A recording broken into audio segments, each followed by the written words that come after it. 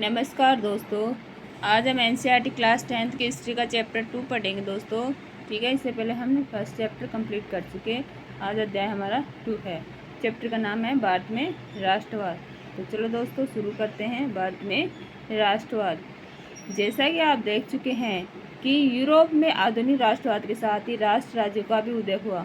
इससे अपने बारे में लोगों की समझ बदलने लगी। वे कौन हैं, उनकी पहचान किस बात से परिभाषित होती है, यह भावना बदल गई। उनमें राष्ट्र के प्रति लगाव का भाव पैदा होने लगा। नए प्रतीकों, चिन्हों ने, नए गीतों, विचारों ने नए संपर्क स्थापित किए और समुदायों की सीमाओं को दोबारा परिभाषित कर दिया।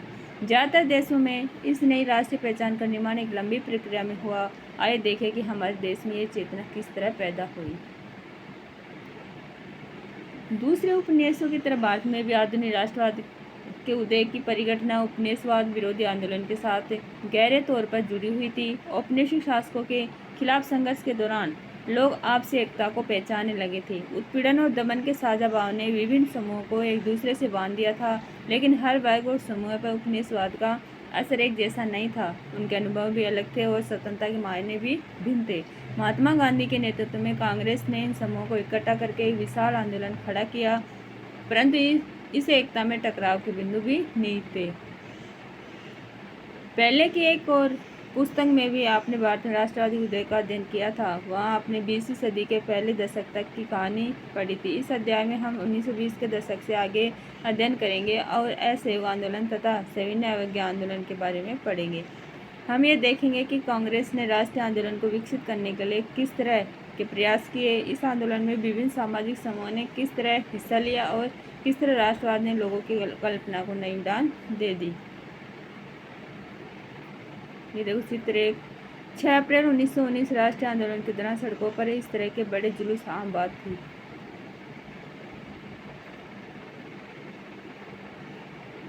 पहला विश्व युद्ध, खिलाफत और असहयोग। 1919 से बाद के सालों में हम देखते हैं कि राष्ट्रीय आंदोलन नए इलाकों तक फैल गया था। उसमें नए सामाजिक समझ शामिल हो गए थे और संघर्ष की नई पद्धतियाँ सामने आ रही थी। इन बदलावों को हम कैसे समझेंगे, उनके क्या परिणाम हुए। सबसे पहली बात यह है कि विश्व युद्ध ने एक नई आर्थिक और राजनीतिक स्थिति पैदा कर दी थी। इसके कारण रक्षा व्यय में भारी इजाफा हुआ।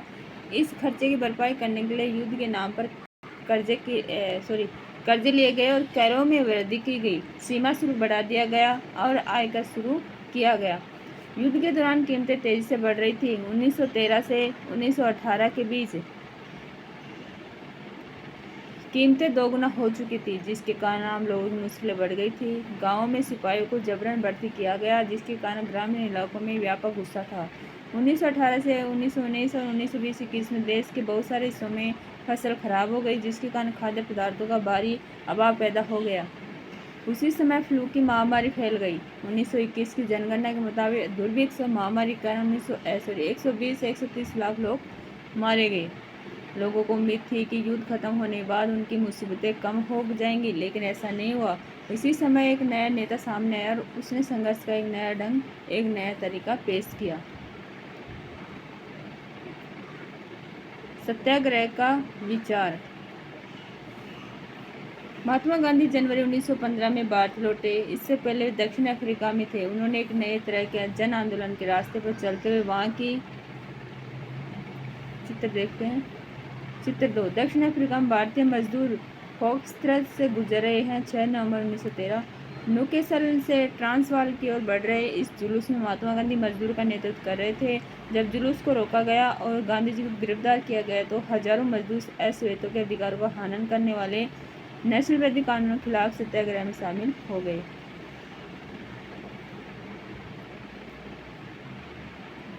नस्ल विरोधी सरकार से सफलतापूर्वक लोहा लिया था। इस पद्धति को वे सत्याग्रह कहते थे। सत्याग्रह के विचार में सत्य की शक्ति पर आग्रह और सत्य की खोज पर जोर दिया जाता था। इसका अर्थ यह था कि अगर आपका उद्देश्य सच्चा है, यदि आपका संघर्ष अन्याय के खिलाफ है, तो उत्पीड़क से मुकाबला करने के लिए आपको किसी शारीरिक बल की आवश्यकता नहीं है। प्रतिशोध की भावना या आक्रामकता का सहारा लिए बिना सत्याग्रही केवल अहिंसा के सहारे भी अपने संघर्ष में सफल हो सकता है। इसके लिए दमनकारी शत्रु की चेतना को झिंझोड़ना चाहिए, उत्पीड़क शत्रु को नहीं। बल्कि सभी लोगों को हिंसा के जरिए सत्य को स्वीकार करने पर विवश करने की बजाय सच्चाई को देखने और सहज भाव से स्वीकार करने के लिए प्रेरित किया जाना चाहिए। इस संघर्ष में अंततः सत्य की ही जीत होती है। गांधी जी का विश्वास था कि अहिंसा का यह धर्म सभी भारतीयों को एकता के सूत्र में बांध सकता है। भारत आने के बाद गांधी जी ने कई स्थानों पर सत्याग्रह आंदोलन चलाया। 1917 में उन्होंने बिहार के चंपारण इलाके का दौरा किया और दमनकारी बागान व्यवस्था के खिलाफ किसानों को संघर्ष के लिए किया। 1917 में उन्होंने गुजरात के खेड़ा जिले के किसानों की मदद के लिए सत्याग्रह का आयोजन किया। फसल खराब हो जाने और प्लेग की महामारी के कारण खेड़ा जिले के किसान लगान चुकाने की हालत में नहीं थे। वे चाहते थे कि लगान वसूली में ढील दी जाए। 1918 में गांधी जी सूती कपड़ा कारखानों के मजदूरों के बीच सत्याग्रह आंदोलन चलाने अहमदाबाद जा पहुंचे। अब पढ़ते हैं रोलैक्ट एक्ट। इस कामयाबी से उत्साहित गांधी जी ने 1919 में प्रस्तावित रोलैक्ट एक्ट 1919 के खिलाफ एक राष्ट्रव्यापी सत्याग्रह आंदोलन चलाने का फैसला लिया। भारतीय सदस्यों के भारी विरोध के बावजूद इस कानून को इंपीरियल लेजिस्लेटिव काउंसिल ने बहुत जल्दबाजी में पारित कर दिया था। इस कानून के जरिए सरकार को राजनीतिक गतिविधियों को कुचलने और राजनीतिक कैदियों को 2 साल तक बिना मुकदमा चलाए जेल में बंद कर रखने का अधिकार मिल गया था। महात्मा गांधी ऐसे अन्यायपूर्ण कानूनों के खिलाफ अहिंसक ढंग से नागरिक अवज्ञा चाहते थे। इसे 6 अप्रैल को एक हड़ताल से शुरू होना था। विभिन्न शहरों में रैली जुलूसों का आयोजन किया गया। रेलवे वर्कशॉप में कामगार हड़ताल पर चले गए, दुकानें बंद हो गई। इस व्यापक जन उबार से चिंतित तथा रेलवे व टेलीग्राफ जैसी संचार सुविधाओं के भंग हो जाने की आशंका से भयभीत अंग्रेजों ने राष्ट्रवादियों पर दमन शुरू कर दिया। अमृतसर में बहुत सारे स्थानीय नेताओं को हिरासत में ले लिया गया। गांधी जी के दिल्ली में प्रवेश करने पर पाबंदी लगा दी गई। 10 अप्रैल को पुलिस ने अमृतसर में एक शांतिपूर्ण जुलूस पर गोली चला दी। इसके बाद लोग बैंकों, डाक खानों, रेलवे स्टेशन पर हमले करने लगे। मार्शल लॉ लागू कर दिया गया और जनरल डायर ने कमान संभाल ली।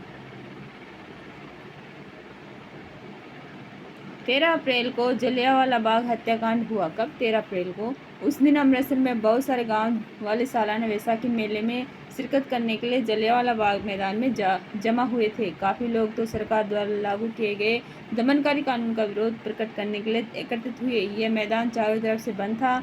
शहर से बाहर होने के कारण वहाँ जुटे लोगों को यह पता नहीं था कि इलाके में मार्शल लॉ लागू किया जा चुका है। जनरल डायर हथियारबंद सैनिकों के साथ वहाँ पहुँचा और जाते ही उसने मैदान में बाहर निकलने के सारे रास्तों को बंद कर दिया। इसके बाद उसके सिपाहियों ने भीड़ पर अंधाधुंध गोलियां चला दी। सैकड़ों लोग मारे गए। बाद में उसने बताया कि वह सत्याग्रहियों के जहन में दहशत और विस्मय का भाव पैदा करके एक नैतिक प्रभाव उत्पन्न करना चाहता था। जैसे जैसे जलियांवाला बाग की खबर फैली, उत्तर भारत के बहुत सारे शहरों में लोग सड़कों पर उतरने लगे, हड़तालें होने लगी, लोग पुलिस से मोर्चा लेने लगे और सरकारी इमारतों पर हमला करने लगे। सरकार ने इस कार्रवाई को निर्ममता से कुचलने का रास्ता अपनाया। सरकार लोगों को अपमानित और आतंकित करना चाहती थी। सत्याग्रहियों को जमीन पर ना रगड़ने के लिए सड़क पर घिसट कर चलने और सारे साहिबों को सलाम मारने के लिए मजबूर किया गया। लोगों को कोड़े मारे गए और गाँव गुजरवाला पंजाब पर बम बरसाए गए। हिंसा फैलते देख महात्मा गांधी ने आंदोलन वापस ले लिया। भले ही रोलैक्ट सत्याग्रह एक बहुत बड़ा आंदोलन था, लेकिन अभी भी वह मुख्य रूप से शहरों कस्बों तक ही सीमित था। महात्मा गांधी पूरे भारत में और भी ज़्यादा जनाधार वाला आंदोलन खड़ा करना चाहते थे, लेकिन उनका मानना था कि हिंदू मुसलमानों को एक दूसरे के नज़दीक लाए बिना ऐसा कोई आंदोलन नहीं चलाया जा सकता। उन्हें लगता था कि खिलाफत का मुद्दा उठाकर दोनों समुदाय को नज़दीक ला सकते हैं। पहले विश्व युद्ध में ओटोमन तुर्की की हार हो चुकी थी। इस आशय की अफवाह फैली हुई थी। इस्लामिक विश्व के आध्यात्मिक नेता खलीफा ओटोमन साम्राज्य पर एक बहुत सख्त शांति संधि थोपी जाएगी। खलीफा की तात्कालिक शक्तियों की रक्षा के लिए मार्च 1919 में बम्बई में एक खिलाफत समिति का गठन किया गया था। मोहम्मद अली और शौकत अली बंधुओं के साथ साथ कई युवा मुस्लिम नेताओं ने इस मुद्दे पर संयुक्त जन कार्रवाइयों की संभावना तलाशने के लिए महात्मा गांधी के साथ चर्चा शुरू कर दी थी। सितंबर 1920 में कांग्रेस के कलकत्ता अधिवेशन में महात्मा गांधी ने भी दूसरे नेताओं को इस बात पर राजी कर लिया था कि खिलाफत आंदोलन के समर्थन और स्वराज के लिए एक ऐसे आंदोलन शुरू किया जाना चाहिए। चित्र 3, जनरल डायर के हुक्म से सिपाही लोगों को घिसट कर चलने के लिए मजबूर कर रहे हैं। पंजाब 1919। अंग्रेजों ने बहुत बुरी दशा की थी हमें इंडियन वालों के साथ। असहयोग ही क्यों अपनी प्रसिद्ध पुस्तक हिंद स्वराज 1909 में लिखी हुई महात्मा गांधी ने कहा था कि भारत में ब्रिटिश शासन भारतीयों के सहयोग से ही स्थापित हुआ था और यह शासन इसी सहयोग के कारण चल पा रहा है। अगर भारत के लोग अपना सहयोग वापस ले ले तो साल भर के भीतर ब्रिटिश शासन ढह जाएगा और स्वराज की स्थापना हो जाएगी।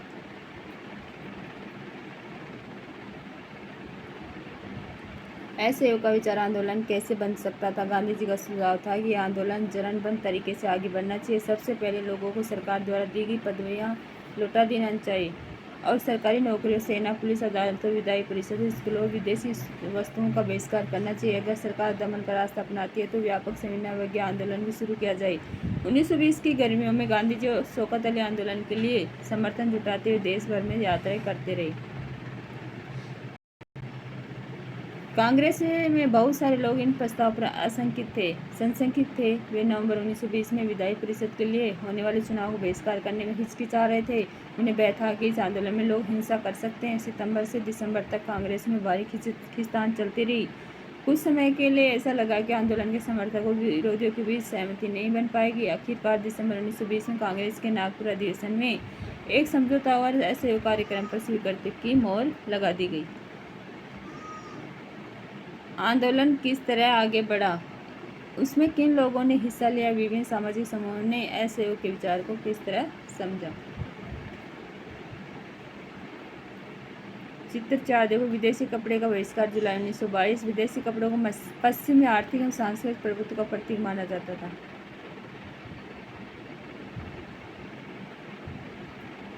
अब पढ़ते हैं आंदोलन के भीतर अलग अलग धाराएं। असहयोग खिलाफत आंदोलन जनवरी 1921 में शुरू हुआ। इस आंदोलन में विभिन्न सामाजिक समूहों ने हिस्सा लिया, लेकिन हर एक की अपनी अपनी आकांक्षाएं थी। सभी ने स्वराज के आह्वान को स्वीकार तो किया, लेकिन उसके लिए उसके अर्थ अलग अलग थे। शहरों में आंदोलन की शुरुआत शहरी मध्यवर्ग की हिस्सेदारी के साथ ही हजारों विद्यार्थियों ने स्कूल कॉलेज छोड़ दिए। हेडमास्टरों शिक्षकों ने इस्तीफे सौंप दिए। वकीलों ने मुकदमे लड़ना बंद कर दिया। मद्रास के अलावा ज्यादातर प्रांतों परिषद चुनाव को बहिष्कार किया गया। मद्रास में गैर ब्राह्मणों द्वारा बनाई गई जस्टिस पार्टी का मानना था कि काउंसिल में प्रवेश के जरिए उन्हें वे अधिकार मिल सकते हैं जो सामान्य रूप से केवल ब्राह्मणों को मिल पाते हैं, इसलिए इस पार्टी ने चुनाव का बहिष्कार नहीं किया। आर्थिक मोर्चे पर असहयोग का असर और भी ज़्यादा नाटकीय रहा। विदेशी सामानों का बहिष्कार किया, शराब की दुकानों की पैकेटिंग की गई और विदेशी कपड़ों की होली जलाई जाने लगी। 1921 से 1922 के बीच विदेशी कपड़ों का आयात आधा रह गया था। उसकी कीमत 102 करोड़ से घटकर 57 करोड़ रह गई थी। बहुत सारे स्थानों पर व्यापारियों ने विदेशी चीज़ों का व्यापार करने या विदेशी व्यापार में पैसा लगाने से इनकार कर दिया। जब बहिष्कार आंदोलन फैला और लोग आयातित कपड़े को छोड़कर केवल भारतीय कपड़े पहनने लगे तो भारतीय कपड़ा मिलों और हथकरघों का उत्पादन भी बढ़ने लगा। कुछ समय बाद शहरों में यह आंदोलन धीमा पड़ने लगा। इसके कई कारण थे। खादी का कपड़ा मिलों में भारी पैमाने पर बनने वाले कपड़े के मुकाबले प्राय महंगा होता था और गरीब उसे नहीं खरीद सकते थे। वे मिलों के कपड़े का लंबे समय तक बहिष्कार कैसे कर सकते थे। ब्रिटिश संस्थानों के बहिष्कार से भी समस्या पैदा हो गई। आंदोलन की कामयाबी के लिए वैकल्पिक भारतीय संस्थानों की स्थापना जरूरी थी ताकि ब्रिटिश संस्थानों के स्थान पर उनका प्रयोग किया जा सके, लेकिन वैकल्पिक संस्थानों की स्थापना की प्रक्रिया बहुत धीमी थी। फलस्वरूप विद्यार्थी और शिक्षक सरकारी स्कूलों में लौटने लगे। वकील दोबारा सरकारी अदालतों में दिखाई देने लगे।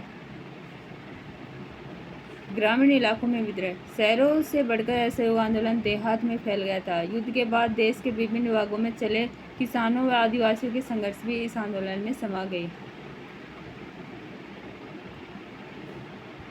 नए शब्द देख लेते पहले।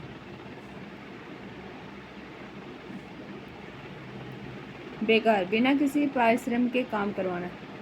गिरमिटिया मजदूर। औपनिवेशिक शासन के दौरान बहुत सारे लोगों को काम करने के लिए फिजी, गयाना, वेस्ट इंडीज आदि स्थानों पर ले जाया गया था, जिन्हें बाद में गिरमिटिया कहा जाने लगा। उन्हें एक एग्रीमेंट अनुबंध के तहत ले जाया जाता था। बाद में इसी एग्रीमेंट को ये मजदूर गिरमिट कहने लगे, जिससे आगे चलकर इन मजदूरों को गिरमिटिया मजदूर कहा जाने लगा। अंग्रेजी में इन्हें इंडेंटेड लेबर कहा जाता है।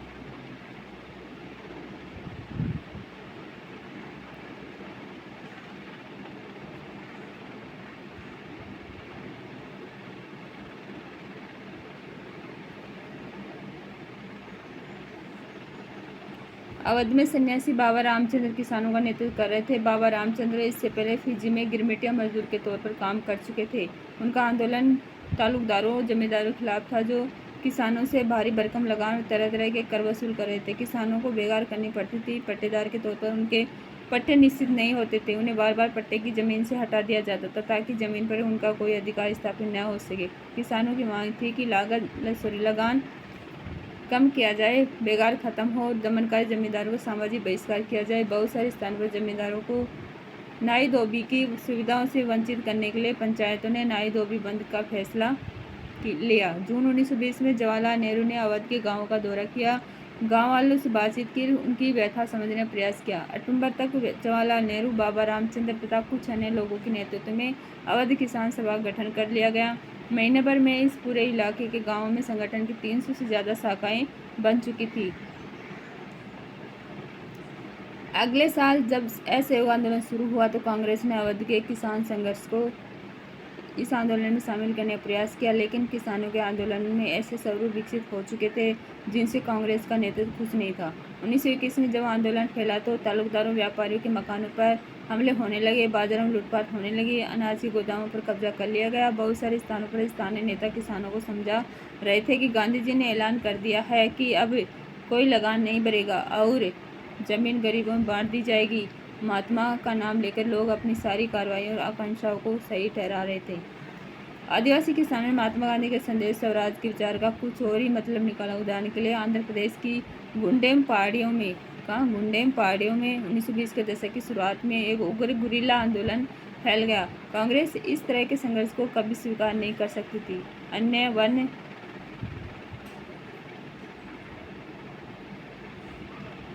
वन क्षेत्र की तरह यहाँ भी अंग्रेज सरकार ने बड़े बड़े जंगलों में लोगों के दाखिल होने पर पाबंदी लगा दी थी। लोग इन जंगलों में न तो मवेशियों को चरा सकते थे, न ही जलावन के लिए लकड़ी और फल बीन सकते थे। इससे पहाड़ों के लोग परेशान और गुस्सा थे। न केवल उनकी रोजी रोटी पर असर पड़ रहा था, बल्कि उन्हें लगता था कि उनके परंपरागत अधिकार भी छीने जा रहे थे। जब सरकार ने उन्हें सड़कों के निर्माण के लिए बेकार करने पर मजबूर किया तो लोगों ने बगावत कर दी। उनका नेतृत्व करने वाले अल्लूरी सीताराम राजू एक दिलचस्प व्यक्ति थे। उनका दावा था कि उनके पास बहुत सारी विशेष शक्तियाँ हैं। वह सटीक खगोलीय अनुमान लगा सकते हैं, लोगों को स्वस्थ कर सकते हैं तथा गोलियां भी उन्हें नहीं मार सकती। राजू के व्यक्तित्व से चमत्कृत विद्रोहियों को विश्वास था कि वह ईश्वर का अवतार है। राजू महात्मा गांधी की महानता के गुण गाते थे। उनका कहना था कि वह असहयोग आंदोलन से प्रेरित है। उन्होंने लोगों को खादी पहनने तथा शराब छोड़ने के लिए प्रेरित किया। साथ ही उन्होंने यह दावा भी किया था कि भारत अहिंसा के बल पर नहीं बल्कि केवल बल प्रयोग के जरिए भी आज़ाद हो सकता है। बूढ़े विद्रोहियों ने पुलिस थानों पर हमले किए, ब्रिटिश अधिकारियों को मारने की कोशिश की और स्वराज प्राप्ति के लिए गुरिल्ला युद्ध चलाते रहे। 1924 में राजू को फांसी दे दी गई। राजू अपने लोगों के बीच लोकनायक बन चुके हैं। बागानों में स्वराज। महात्मा गांधी के विचारों, स्वराज की अवधारणा के बारे में मजदूरों की अपनी समझ थी। असम के बागानी मजदूरों के लिए आज़ादी का मतलब यह था कि वे उन चार दीवारों से जब चाहे आ जा सकते हैं जिनमें उनको बंद करके रखा गया था। उनके लिए आज़ादी का मतलब था कि वे अपने गाँवों से संपर्क रख पाएंगे। 1959 के इनलैंड इमिग्रेशन एक्ट के तहत बागानों में काम करने वाले मजदूरों को बिना इजाज़त बागान से बाहर जाने की छूट नहीं होती थी और यह इजाज़त उन्हें विरले ही कभी मिलती थी। जब उन्होंने असहयोग आंदोलन के बारे में सुना तो हजारों मजदूर अपने अधिकारियों की अवहेलना करने लगे। उन्होंने बागान छोड़ दिए और अपने घर को चल दिए। उनको लगता था कि अब गांधी राज आ रहा है, इसलिए अब तो हर एक को गांव में ज़मीन मिल जाएगी। लेकिन वे अपनी मंजिल पर नहीं पहुंच पाए। रेलवे और स्टीमरों की हड़ताल के कारण वे रास्ते में फंसे रह गए। उन्हें पुलिस ने पकड़ लिया और उनकी बुरी तरह पिटाई हुई। इन स्थानीय आंदोलन की अपेक्षाओं दृष्टियों को कांग्रेस के कार्यक्रम में परिभाषित नहीं किया गया था। उन्होंने तो स्वराज शब्द का अपने अपने हिसाब से अर्थ निकाल लिया था। उनके लिए एक ऐसे युग का द्योतक था जब सारे कष्ट और सारी मुसीबतें खत्म हो जाएं। फिर भी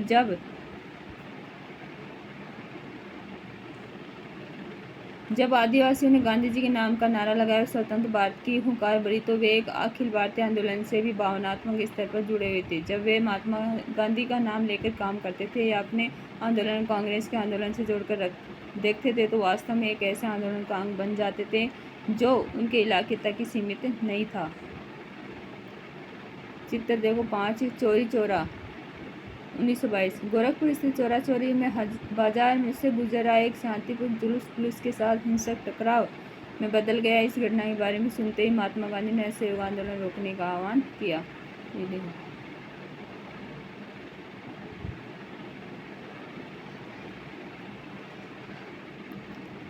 अब पढ़ते हैं सविनय अवज्ञा की ओर। फरवरी 1922 में महात्मा गांधी ने असहयोग आंदोलन वापस लेने का फैसला कर लिया। उनको लगता था कि आंदोलन हिंसक होता जा रहा है और सत्याग्रह को व्यापक प्रशिक्षण की जरूरत है। कांग्रेस के कुछ नेता इस तरह के जनसंघर्ष से थक चुके थे। 1919 के गवर्नमेंट ऑफ इंडिया एक्ट के तहत गठित की गई प्रांतीय परिषदों के चुनाव में हिस्सा लेना चाहते थे। उनको लगता था कि परिषदों में रहते हुए ब्रिटिश नीतियों का विरोध करना, सुधार की वकालत करना और यह दिखाना यह भी महत्वपूर्ण है कि ये परिषदें लोकतांत्रिक संस्था नहीं है। CR दास और मोतीलाल नेहरू ने परिषद राजनीति में वापस लौटने के लिए कांग्रेस के भीतर ही स्वराज पार्टी का गठन कर डाला। जवाहरलाल नेहरू और सुभाष चंद्र बोस जैसे युवा नेता ज्यादा उग्र जन आंदोलन और पूर्ण स्वतंत्रता के लिए दबाव बनाए हुए थे। आंतरिक बहस और असहमति के इस माहौल में दो ऐसे तत्व थे जिन्होंने 20 के दशक में आखिरी सालों में भारतीय राजनीति की रूपरेखा एक बार फिर बदल दी। पहला कारक था विश्वव्यापी आर्थिक मंदी का असर। 1926 से कृषि उत्पादों की कीमतें और 1930 के बाद तो पूरी तरह धराशायी हो गई। कृषि उत्पादों की मांग गिरी और निर्यात कम होने लगा तो किसानों को अपनी उपज बेचना और लगान चुकाना भी भारी पड़ने लगा। 1930 तक ग्रामीण इलाके भारी उथल पुथल से गुजरने लगे थे। इसी पृष्ठभूमि में ब्रिटेन की नई टोरी सरकार ने सर जॉन साइमन के नेतृत्व में एक वैधानिक आयोग का गठन कर दिया। राष्ट्रवादी आंदोलन के जवाब में गठित किए गए इस आयोग को भारत में संवैधानिक व्यवस्था कार्यशैली का अध्ययन करना था और इसके बारे में सुझाव देने थे। इस आयोग में एक भी भारतीय सदस्य नहीं था, सारे अंग्रेज थे। 1928 में जब साइमन कमीशन भारत पहुंचा तो उसका स्वागत साइमन कमीशन वापस जाओ, साइमन कमीशन गो बैक के नारे से किया गया। कांग्रेस, मुस्लिम लीग सभी पार्टियों ने प्रदर्शनों में हिस्सा लिया। इस विरोध को शांत करने के लिए वायसराय लॉर्ड इरविन ने अक्टूबर 1929 में भारत के लिए डोमिनियन स्टेट का गोलमोल सा ऐलान कर दिया। उन्होंने इस बारे में कोई समय सीमा भी नहीं बताई। उन्होंने सिर्फ इतना कहा कि भावी संविधान के बारे में चर्चा करने के लिए गोलमेज सम्मेलन आयोजित किया जाएगा। इसी प्रस्ताव से कांग्रेस के नेता संतुष्ट नहीं थे। जवाहरलाल नेहरू और सुभाष चंद्र बोस के नेतृत्व में कांग्रेस का तेज तर्रार खेमा आक्रामक तेवर अपनाने लगा था। उदारवादी और चित्र 6 देखो इलाहाबाद में कांग्रेस के नेताओं की बैठक 1931। महात्मा गांधी के अलावा इस चित्र में आप सरदार वल्लभ भाई पटेल सबसे बाएं, जवाहरलाल नेहरू सबसे दाएं और सुभाष चंद्र बोस बाएं से 5वें को भी देख सकते हैं।